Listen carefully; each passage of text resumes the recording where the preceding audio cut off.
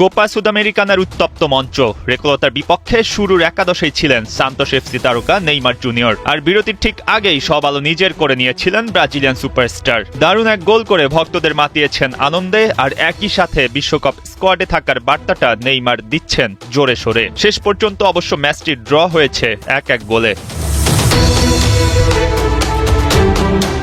ম্যাচের 41 মিনিটে মঞ্চে নিজের উপস্থিতি জানান দিয়েছেন নেইমার। সতীর্থ বল বাড়াবেন ভেবেই দৌড়ে ঢুকে পড়েছেন ডি বক্সে, আর এমন এক অ্যাঙ্গেল থেকে গোল করলেন যা সহজ ছিল না। তবে নেইমার ফাঁকি দিয়েছেন গোলকিপারকে। নিখুঁত এক শট, বল জড়িয়ে গেল জালে, আর সঙ্গে সঙ্গে স্টেডিয়াম জুড়ে নেইমার নেইমার চ্যান্ট উঠল।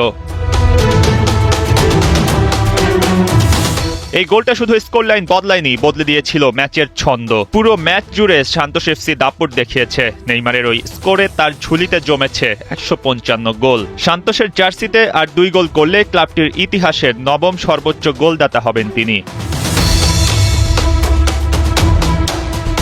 ম্যাচের 86তম মিনিটে সান্তোস শিবিরকে থমকে দিয়ে ফার্নান্দো গালেনোর পা থেকে আসে গোল। একদম শেষ মুহূর্তে এসে গোল হজম করে সান্তোস আর লিড নিতে পারেনি। জয়ের কাছাকাছি এসেও ম্যাচ ড্র করার হতাশা দর্শকদের মধ্যে ছিল। তবে আনন্দ ওই একটাই, নেইমারের গোল।